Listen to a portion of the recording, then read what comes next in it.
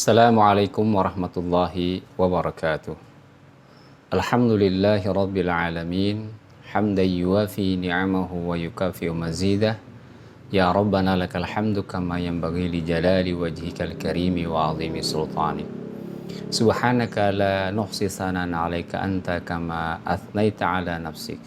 Falakal hamdu hatta taradha wa lakal hamdu idza radita wa lakal hamdu ba'da ridha. Allahumma salli ala Muhammad wa ala ali Muhammad kama sallaita ala Ibrahim wa ala ali Ibrahim fil alamin innaka Hamidum Majid.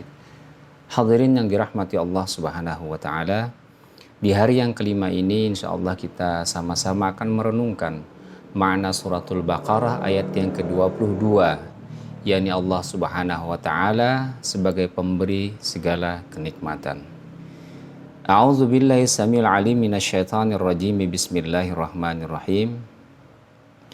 Alladzi ja'ala lakumul arda firasyan was samaa'a binaa'a wa anzala minas samaa'i maa'an fa akhraja bihi minats thamarati rizqan lakum fala taj'alu lillahi andadan wa antum ta'lamun.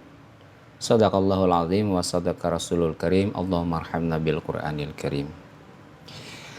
Dialah Allah yang telah menjadikan bagi kalian bumi itu sebagai hamparan, kemudian langit sebagai atap, dan menurunkan dari langit itu air yang dengannya Dia mengeluarkan dari bumi itu berbagai buah-buahan sebagai rezeki buat kalian.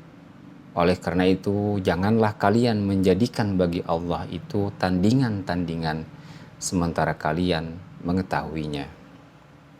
Hadirin yang dirahmati Allah Subhanahu wa taala, kalimat yang pertama alladzi ja'ala lakumul arda.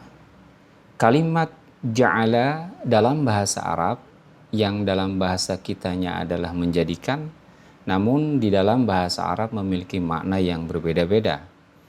Imam Al-Qurtubi menjelaskan makna yang pertama adalah wa ya'ti bi makna khalaqa. Jadi makna ja'ala yang pertama adalah khalaqa, menciptakan.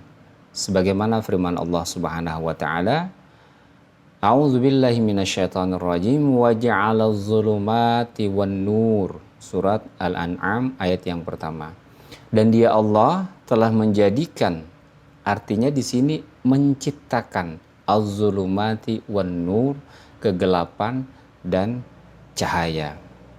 Kemudian makna yang kedua, wa ya'ti bi makna sama. Makna yang kedua, ja'ala itu adalah sama, menamai, sebagaimana firman Allah di dalam surat Az-Zukhruf ayat yang ke-13. Inna ja'alnahu Qur'anan Arabiyyan. Sesungguhnya kami, kata Allah, ja'alnahu artinya samainahu, menamakan yang diturunkan kepada Rasulullah tersebut Qur'anan, ya, Arabiyan, di dalam bahasa Arab yang jelas. Kemudian makna yang ketiga, makna ja'ala itu adalah wa ya'ti bi makna akhadha, yakni menjadikan. Oleh karena itu kalimat alladzi ja'ala lakumul arda, bahwa Dia Allah bisa dimaknai dengan menjadikan bagi kalian atau menganugerahkan dan menciptakan bagi kalian bumi itu. Hadirin dirahmati Allah Subhanahu wa taala, kata atau kalimat yang berikutnya adalah al-arda firasya. Firasya, Imam Al-Qurtubi menjelaskan ai wita'an yaftarishunaha wa yastaqirruna 'alaiha. Makna firasyan artinya adalah bentangan yang mereka makhluk hidup bisa menginjakkan kaki, yaftarishunaha wa yastaqirruna 'alaiha, dan bisa menetap di atasnya. Sementara Imam Ali As-Sabuni menjelaskan ja'alaha mihadan wa qararan. Jadi Allah Subhanahu wa taala menjadikan bumi itu sebagai pembaringan atau tempat tidur atau sebagai lantai qararan yang bisa kalian menginjakan kaki dan tinggal.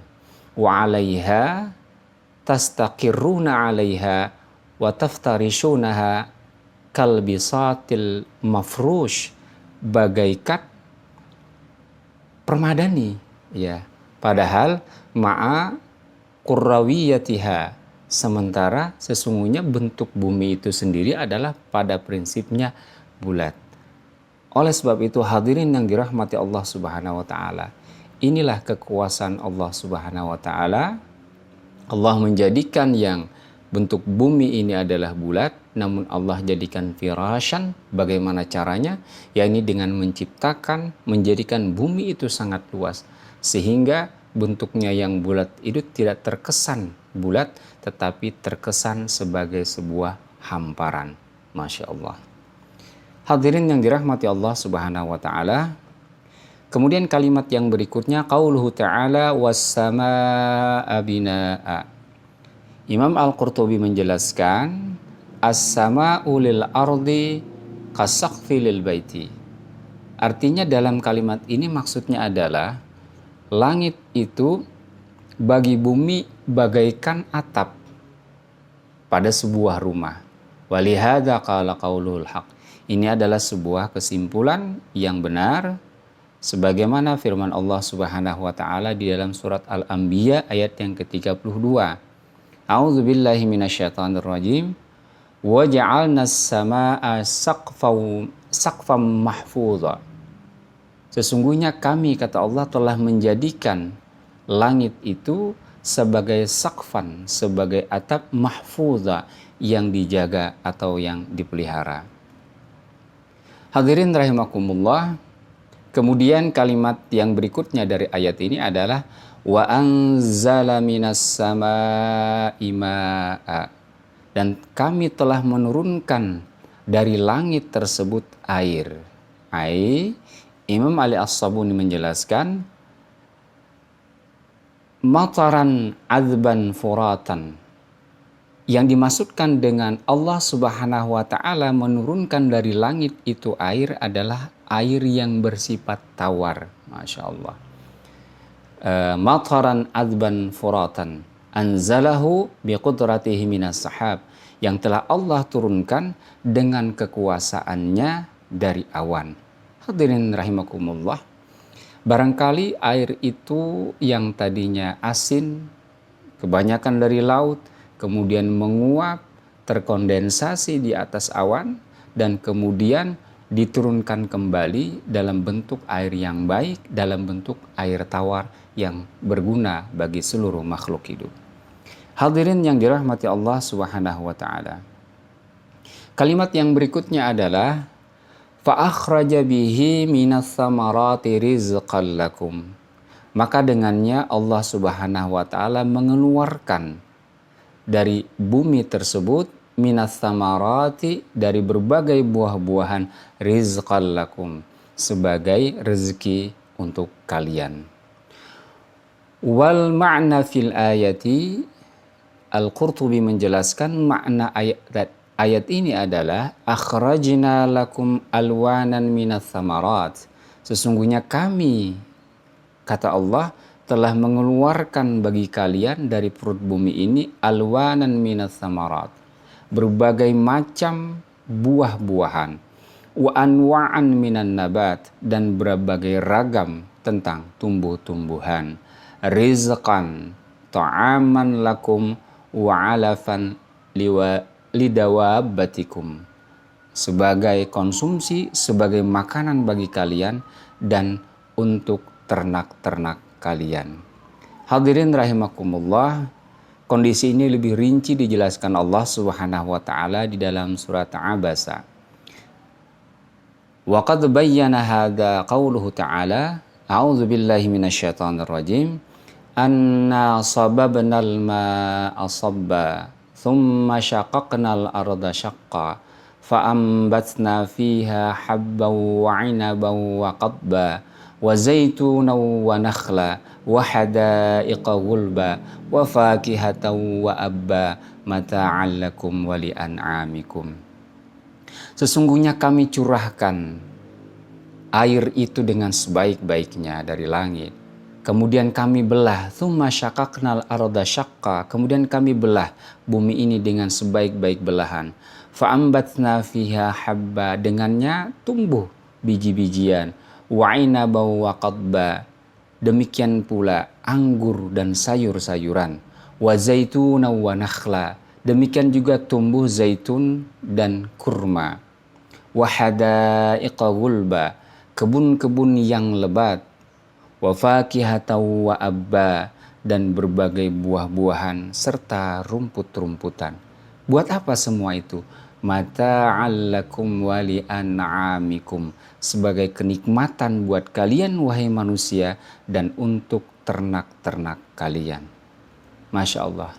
Hadirin yang dirahmati Allah Subhanahu wa taala. Oleh sebab itu berikutnya dijelaskan, wa dallat hadhil ayatu ala anna Allah ta'ala aghnal insana an kulli makhlukin, bahwa ayat-ayat ini sesungguhnya menunjukkan anna Allah ta'ala, sesungguhnya Allah Subhanahu wa ta'ala aghnal insana an kulli makhlukin. Allah Subhanahu wa ta'ala memberikan kekayaan yang luar biasa kepada manusia dibandingkan makhluk-makhluk yang lain. Hadirin yang dirahmati Allah Subhanahu wa ta'ala. Akan tetapi para ulama sufiyah mengingatkan ayat ini. Mereka mengatakan, a'lamallahu azza wa jalla fi hadhil ayati sabilal faqri, ya, bahwa Allah Subhanahu wa taala menjelaskan pada ayat-ayat ini merupakan sabilal faqri. Ini justru adalah merupakan jalan kefakiran. Apa maknanya? Bahwa wahwa an taj'alal arda wita'an, bahwa Allah ketika menjadikan bumi ini sebagai hamparan, was-samaa'a ghita'an, dan langit ini sebagai atap atau tudung, wal ma'a thayyiban, dan menjadikan pula air yang ada di bumi ini adalah thayyib atau baik, wal kala'a ta'aman, dan Allah juga menjadikan berbagai rumput-rumputan ini sebagai makanan bagi ternak-ternak kalian. Jadi sesungguhnya manusia itu miskin, ya. Segalanya adalah merupakan pemberian dari Allah Subhanahu wa taala. Inilah yang dimaksud dengan ini adalah sabilal faqri. Ini ada jalan kemiskinan, bahwa manusia itu miskin, tidak ada perlu yang dibanggakan. Oleh karena itu mereka mengingatkan, wala ta'budu ahadan fid dunya minal khalqi bisababid dunya. Janganlah dengannya itu kalian mengibadahi sesuatu pun dari makhluk-makhluk itu karena kepentingan dunia. Masya Allah. Saudara-saudaraku yang dirahmati Allah Subhanahu wa taala, setelah Allah Subhanahu wa taala menciptakan segalanya, memberikan berbagai kenikmatan kepada kita, dan kita telah merasakannya, Allah kemudian mengikatkan kita dengan menutup ayat dengan kalimat, fala taj'alu lillahi andadan wa antum ta'lamun. Maka janganlah kalian menjadikan di sisi Allah itu saingan-saingan, tandingan-tandingan, sementara kalian mengetahui. Imam Ali As-Sabuni di dalam kitab Safatut Tafasir menjelaskan, fala tattakhidhu ma'ahu syuraka, janganlah kalian menjadikan beserta Allah itu sekutu-sekutu minal asnami wal bashar, baik dari kalangan berhala-berhala atau manusia, tusyrikuna bihim ma'allahi fil ibadat, yang kalian wahai manusia mensyarikatkan, mensekutukan Allah Subhanahu wa taala dengan makhluk-makhluk seperti itu dalam ibadah kalian.